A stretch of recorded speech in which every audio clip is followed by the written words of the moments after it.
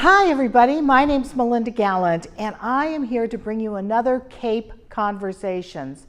We're going to have a lot of talk today about getting our emotions intact and being calm. I'm so excited about this program because I think we can all use it and it's so good for our children.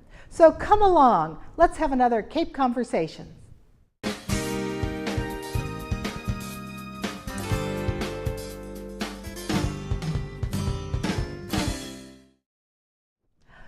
So today is a very calm day. Notice how calm I am? I even have my glasses on. I'm trying to look studious and calm because I'm with a very wonderful person who's going to talk to us a little bit about what she's doing to help our school children on the Cape and maybe even have it roll over to some adults. I am so glad to be here with Fiona Jensen. Fiona, so good to see you. Great, thanks for having me on. Well, so tell me all about it. You are the executive director. I am. Yep. Of Calmer Choice. Calmer Choice. Right. Why the name? Interestingly, we were going to call ourselves the Inner Resilience Project because it was just going to be a project that I was doing for one school, one child, my own. But it turns out Inner Resilience Program had trademarked it. So we actually, Calmer stands for, it's an acronym for Cultivating Awareness, Living Mindfully, Enhancing Resilience. So we, yeah, I know. So who knew? And now I like Calmer Choice better. It is better. And what's interesting is the kids in the school will often now say that they're using their Calmer Choices, which never really occurred when we made the name that would be how it's used. So as an advertising person and done a lot of marketing in my life, Calmer Choice is much better. Yeah.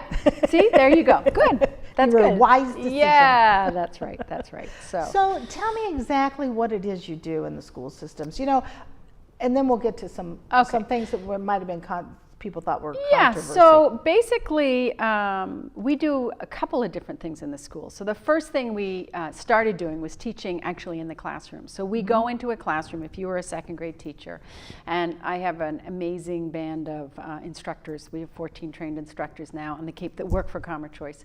And we would go into your second grade class twice a week for 20 minutes over 8 weeks, and we would teach our curriculum. So we have a 16 lesson curriculum that has been incredibly well researched and put together by the programming team. So Adria Kennedy is the program director and Katie Medler is the director of school-based programming. So to give them that credit, I don't actually teach in the schools and I didn't create the curriculum, but we have a really great curriculum. So we go in and we teach for 8 weeks.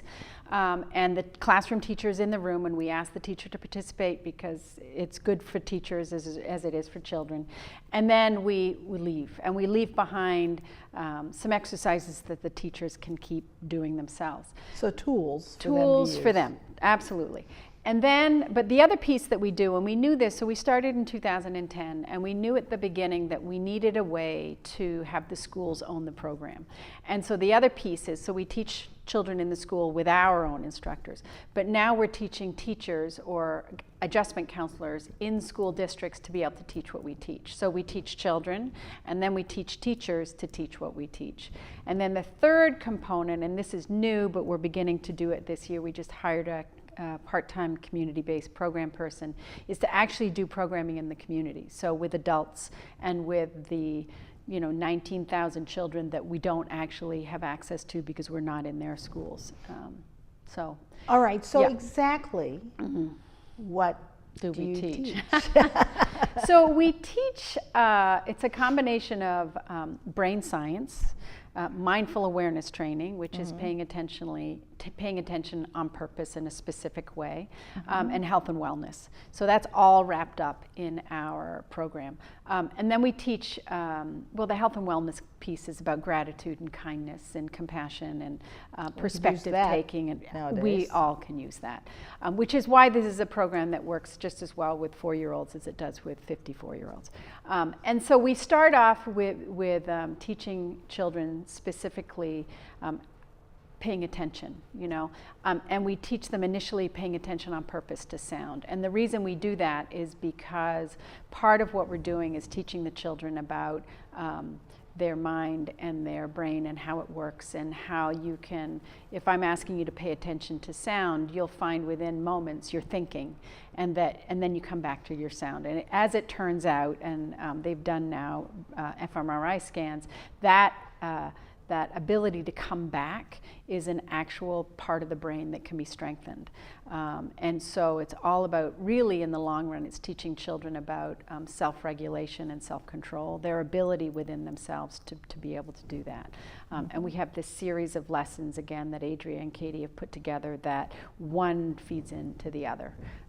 So that by the end they've had, paid attention to sounds, they've paid attention to their breath, they're paying attention to their thoughts, they're paying attention to their emotions, they're paying attention to their behavior, they're paying attention to when they're stressed, like that we teach them, and the kids love the lessons about the brain.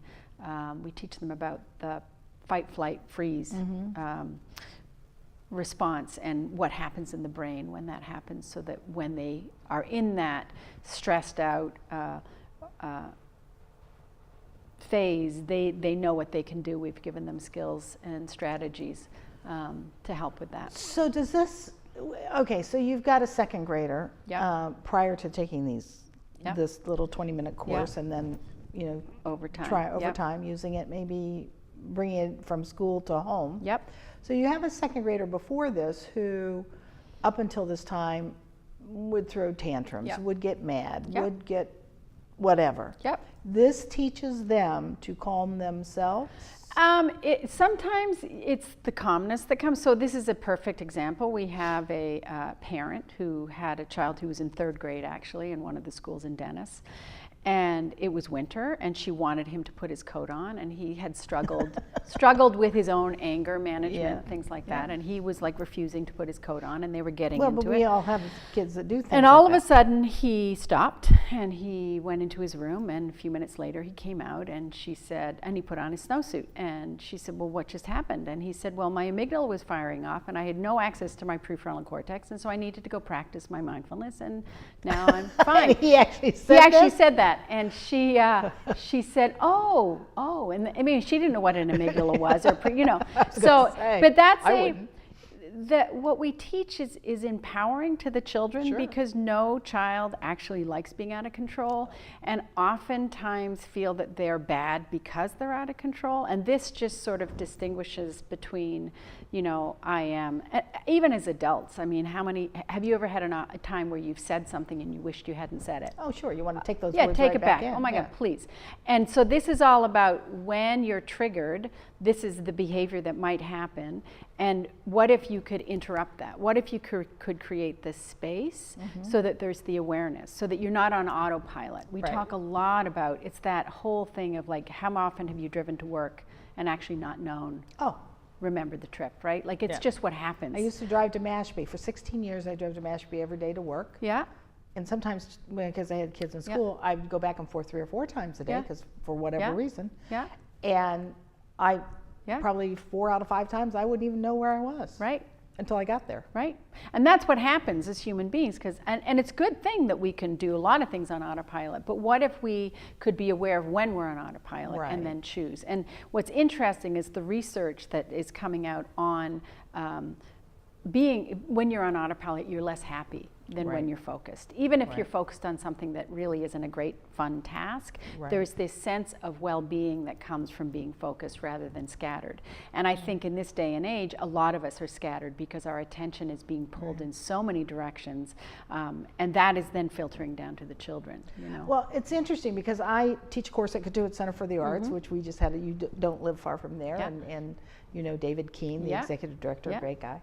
Well, I'm teaching a course there. I'm teaching improv there. And people who take improv immediately think they're going to be funny, or that they're going to be able to go to Boston or New York or someplace and do improv. Right. And that's not what I teach. What I teach is being positive, which is yes and. So that when you come across somebody negative, so that it's all in the same realm is the reason why I'm bringing this up. If somebody says something negative to you, to turn it back around, you think in your head, and sometimes you say it, yes, and take the positive spin. And it's also about concentration, looking at people in eye to eye and all of that. So I have a friend, Yeah. Adam Liss, you may know him, who's a Yeah. mindfulness Sure, trainer yeah. and guru. Yeah. Of course, he always wants me to take his course, which I probably could use it. You probably should take it. I probably should. Well, right now I'm trying to do the Deepak Chopra Yeah. 21 days Yeah, the of challenge. the challenge. Yeah. And I missed 3 days, so now I'm trying to go back Yeah. because I just didn't do it. I Yeah. mean, you know, my daughter who's now really into yoga and all these things because she is a very high-strung individual and a college professor in a very demanding job. She said to me, she said, Mom, of all people, you need this most. And if you can't find 5 minutes out of your day, there's something wrong. And she's right. I don't know why I can't. Right. Yeah. You know? You should. I mean, it's interesting. I just finished his course last night. Oh, you did? No kidding. For the 5th time. I think. Yeah, I know he's a It's wonderful, a very, nice it's guy. a very good, very calm guy. Yeah, no, and it's not about being calm. That's No, the I thing. know, So, yeah. but what's interesting is oftentimes that's what people think. You know, especially Yeah. even with the name. And the reality is sometimes when we pay attention on purpose to our emotions, and our emotions are actually upsetting, it can bring up some but it's about being with in your life with your life exactly as it is. Right. Because you know what, it is exactly as it is. I know. Good, the bad, the ugly is Yeah. exact. So what would it be like to just be with that rather Yeah. than fighting the whole time? And that capacity to pay attention is something that you can train yourself in doing. And so Sure. it's the thing about what we teach and what Adam teaches is it's not something you can read in a book. Right. It's like, it would be like reading a book on playing the violin but never actually picking up the Right. violin. It's exactly the same thing. This capacity of attention is like going to the gym. You know, Yeah. it's like a muscle that you build. Oh, there goes my attention, and then I bring it back. And oh, there goes my attention, and then I bring it back. Sure. And what we know is that it actually feels better when you can do that. But now what we know, because of the fMRI scans, the functional MRI scans, when they've actually looked at the brains of adults who've practiced, and now actually MIT did a study with us a couple of years ago with a group of 6th graders in Dorchester, is they found that there's actually neural pathway changes that happen Wow. when you practice. And that's pretty significant. And what Sure. they found was specifically with the children that we were working with, was that there was that part of the brain that I talked about with autopilot, with mind wandering, actually decreased. So there was less mind wandering, and what they found is the children, again, that took our program were better able to attend, which is really important for school, but it's actually really important for life. Sure. It's interesting because there's a study that Adria talks about, and Katie as well, that I think it might have been done in 2011, where they looked at the predicting factors of success in life, going way back. And the question is, you know, what do you think is the greatest indicator of success for a child? And what it turns out is that indicator is self-control. The ability, the children and that were better able to control their emotions and their behavior succeeded at a much higher rate later on in life.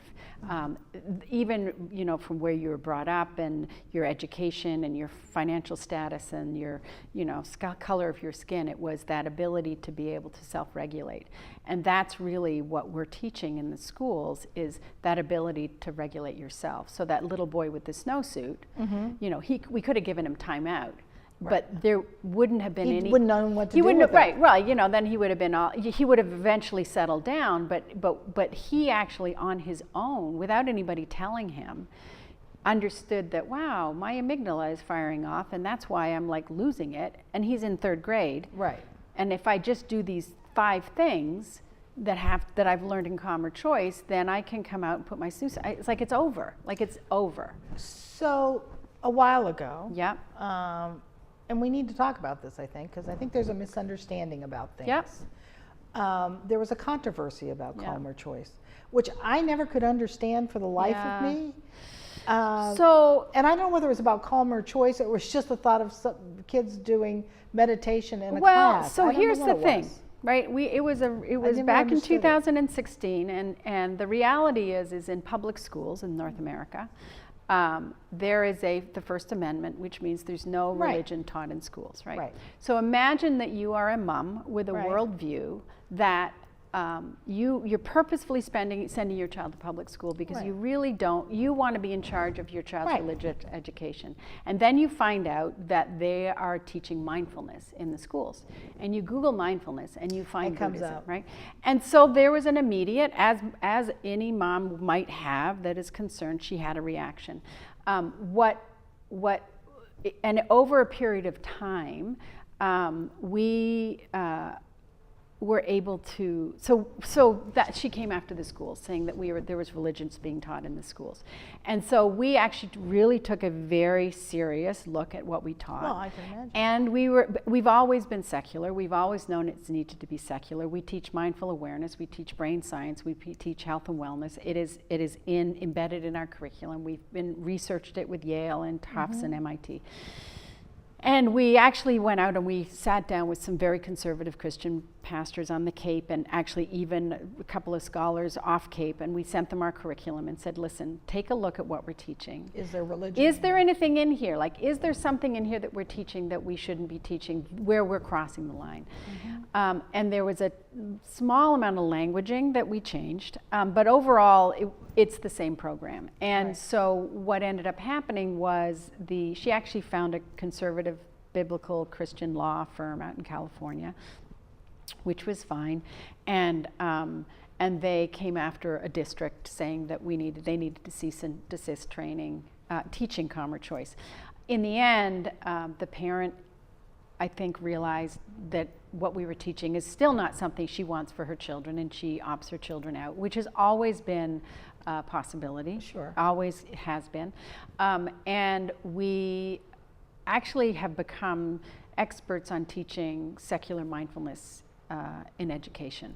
So we've been kind of talked around the country a little bit about what it is that we teach, because we don't teach meditation, and we don't teach yoga. And even though meditation and yoga might be a really great thing, we don't bring it into the school, right? And for some people, right? But who are we to say that this is what your child should be learning? That's not what we teach. So our Right. program is the foundation from which we teach, which is what Adria Kennedy, who's the program director, has been incredibly careful about, is based in well-grounded mental health practices. Right. Right, and that's really what we're looking at. And one of our goals, and again, Adria has been incredibly sort of strict with us about, is that this is for everybody. This is like a public health model that we're giving. Because when we started, it was started out of some suicides that happened in the Barnstable district back in 2010. Right. And the idea was, who are these at-risk children? And in reality, in this day and age, Who isn't? everybody is at risk, right? So it's about destigmatizing mental health issues, because we all have them. 25% of all adults are dealing with mental, and that's probably a low number as far as I'm concerned. Yeah. So to destigmatize it even in the elementary ages, like that little boy who was losing it with his mom. It's not that he was a bad kid, or he was had a disruptive behavior, whatever. He didn't have a DSM-3 diagnosis. He realized that he gets triggered easily, and when he gets triggered easily, he gets angry, and when he gets angry, he throws things. And what if he could interrupt that? Right. Right? Right. And you gave him the tools to Right. be able to do that. Yeah, the tools and then the understanding. So do you Yeah. work with kids who have challenges? So we work with every single child. So when we go, so for instance, in Sandwich, which is where we're sitting right now, in the town of Sandwich, the people that we're training are the 7 C's teachers who teach, I should know the names. This is like character, curiosity. There's 7 things that start with the letter C. Sorry, Kristen. Anyway, they teach all the 3rd graders at the Oak Ridge School, because, as I said, we don't know who those at-risk kids really are. And educators will tell you that, especially in the elementary schools, you know. So our idea is, what if we could build this resilience and this self-regulation into the little guys? By the time they get into the middle school and high school, hopefully some of the choices that they make will be wiser, calmer. But in the school system, though, it's a blended school system, you know, because kids of all capabilities now are in classes. Not a bad thing. They get pulled out for special things, Yep. but they're basically, Yep. you know, they're mainstreamed. Yep. Do you work with those children as well? Yeah. And do most of those children, do you think, do they understand it because of it's pretty simple to understand? So interestingly, when we did the research, so we work with classrooms of kids. So if those children are in the classroom, they participate in the program. What we found when we did the research with Tufts and Yale, when we surveyed, we worked with over 600 kids that went through this survey. What we found is the children that were self-identified as having the most issues with self-regulation, emotional kind of intelligence things, getting along with others, sleeping at night, those were the kids that made the greatest gains. Wow. So if you are a child that is pretty even, Steven, doing pretty well, it was okay. You know, they made a little improvement, maybe not at all, but they didn't get worse. Whereas the children that a second grade teacher at the beginning of the year might say, wow, he's gonna be a challenge. Those are the kids that made the greatest gains, just like the little boy with the snowsuit, right? Because all of a sudden we were giving him a tool that he could use. As I said, nobody really likes to be out of control. We had this one little boy who said, actually it was a colleague of mine, she was asking about what is mindfulness or what is calmer choice, and he said it's not punching Billy in the face.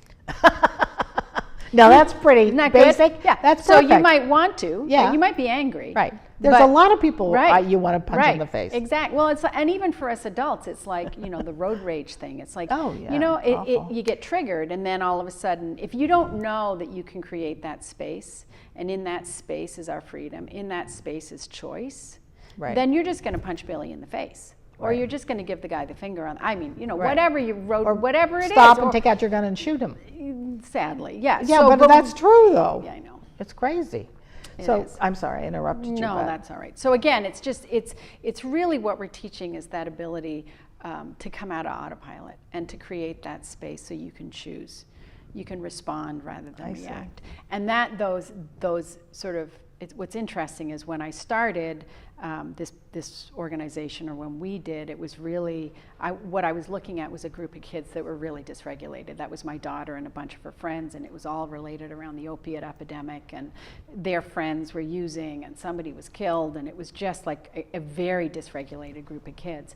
And I was just watching them react all over the place, right? Just bad choices, bad stuff. And the idea is, what if we could actually have these children learn to create that space so that instead of reacting. But how did you think of it? I mean, how did you? So honestly, so you brought up Adam List. I had a practice of my own, you know, so that was my experience, and that's not, you know, what happens in the school is not me walking in and teaching my experience, because we have this really grounded curriculum. But it's the idea that that I have a history of issues with anxiety and depression myself, right? And when I originally took that class, and I've said this to him actually, that it really saved me in a way, because what I learned was that I wasn't my thoughts. I created that space for myself. So this was way back in 2005, I think, is when I took it. And that was just so long ago, but not that long ago. But then, you know, who knew that 5 years later I was going to be standing in my kitchen with a group of teenagers who had just gone to the third funeral in 3 months. Awful. And watching them be completely in crisis. And then as parents, we were in crisis, right? Sure. So the idea was, what if I could teach my child that capacity of creating that space? Really, that was it. I just wanted some relief for this group of kids. And so it really, the idea, I did not do this to start a nonprofit, though that's what has come of it. I did it because I wanted a program in her school for that particular group of kids that were really coming undone. And where is that group of kids today? So what's interesting is those kids are, They were in high school then. They were in high school. They're all now 25 or 26. Right. I am happy to say that that group of kids are all with us today. Good. We have a couple of them in recovery. There was a group of them that never actually got involved with the opiates, my daughter included in that group. But they're all, thank goodness, and they're all actually doing really quite well. And what's really interesting about that group is we have a program called Calmer Choice Champions, which are people who donate on a monthly basis, right? And all of those kids support Calmer Choice. You know, one of them amazing? at $2 a month, and then I think the highest out of that group is, I think one of them is actually, I think $30 a month, which is a lot, you know, but financially they're in different sectors. But I think what's interesting about that group of children who are now adults is what they've seen Katie and Adria do with the kids in the school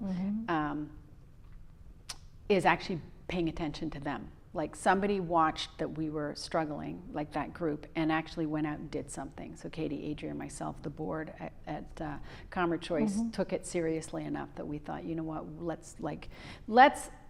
let's hope that we can do something with these little people so that when they are 16 and 17 in high school, dealing with what high school deals with us, I mean, it just, life happens, you know. What we teach is not a magic wand. It's not going to make everything go away. But what if we could equip, what if, my thought was, I would say to Lily sometimes, Your daughter? Lily, my daughter Lily, I would say, Lily, just breathe. And she would be just like, what are you talking about breathing? Like, Mom. And then I would be driving and she goes, stop breathing like that. I would be like Isaiah, I'm practicing my mindfulness. Right. She had no idea what I was talking about. She had no idea she had an amygdala. She had no idea that she was being triggered. She had no idea, none of that. She knew none of it. Well, and nobody so she does. was There are it, very few people do. Exactly. I didn't Except a until whole now. bunch of little third graders in Sandwich. They'll tell you. Ask one. When you say, maybe it's the fourth grade they're teaching there. But they learn about it. And then all of a sudden, they're empowered because when they are having issues with anxiety or anger or whatever, they realize it's not because they're a bad person. Right. It's because, wow, this is an emotion. That's all it is, and it passes. You know? Just like clouds in the sky. You know? And life moves so fast now. It does. You know, 24 hours of everything. Media, everything is 24 hours a day. And I don't even think the media is a bad thing. I think media is good and knowledge is good and all the information, but 24 hours of information and no quietness, it's tough. It's tough on all of us, I think, and especially in these particular times. I'm hoping that changes, but in these particular times, it's hard for adults and kids, because you can't tell me that a kid sitting in his living room or sitting at the kitchen table doing the homework, and even if the TV is low, but the TV is on 99.9% of the time, they're not listening to what's going on. Right. Well, and it's interesting because Adria, who's a psychiatric nurse practitioner, will tell you that children will suffer from PTSD just by hearing it on the news. Sure. Like, it's hard for us to distinguish what's real and what's not real. And so kids are being exposed to what at home, but also just through social media. Like, and they don't know how to, their brain, they don't know how to filter it. Right? They don't know what's real and what's not real, and that's the thing with our brain. Sometimes doesn't know what's a real threat and what's not a threat, and so many of us are walking around with this constant low-level anxiety, and we don't even know it. Right? It's just the way we live, you know. So, and then one other thing about the amount of information, you know, somebody was saying that the amount of information that we process in a week is more than our ancestors processed in a lifetime. Oh, yeah. And it's actually more than our brain is capable of processing. So we're constantly being pulled in 7 different directions at once. And people will say they're multitasking, except that's actually a fallacy. You are actually moving from one task to another, and every time you shift your attention, you lose something. Right? And so that's what our life is today. You know? For me, it's my keys.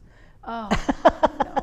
I know, or my phone. You know, like, this is so interesting, and I just want to thank you for being here. You are fantastic. The whole idea of this program is fantastic, and it kind of came out of a bad place, and you're moving it into a good place. Right. Yeah. And it is terrific, and I hope people not only support you, but I hope they just go in and take a look at what you're doing. Yeah. You know, that's what's important. We have some amazing people, like between the board and the staff, and wonderful. You know, again, the whole programming piece. Excellent. Yeah, it's kind of amazing how it's come together. So thank you for your time. Oh, thank you, really sweetie, lovely. so much. Perfect. Good to meet you, and nice to meet you. Yeah, I know we were kind of like on Facebook back and forth, or not Facebook, messaging or something. We were. So. One of those. It was one of those 8 million things that we have to deal with. Right. So anyway, thanks again. I appreciate it. Thank you.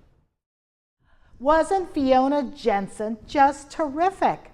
Oh my gosh, she started this program. So it came out of sadness in 2010 with all the things that happened in the Barnstable High School system at that time. And she's brought something into the school system that is helping our kids, our little kids, so that by the time they're in high school and they're bombarded with all these different situations, they can figure out how to deal with them and how to be better people. I just think this is fantastic. I hope you go online and take another look at Calmer Choice and read all about it, maybe even want to help out in some way. So anyway, I'm glad you joined me today, and I'll see you next time for another Cape Conversations.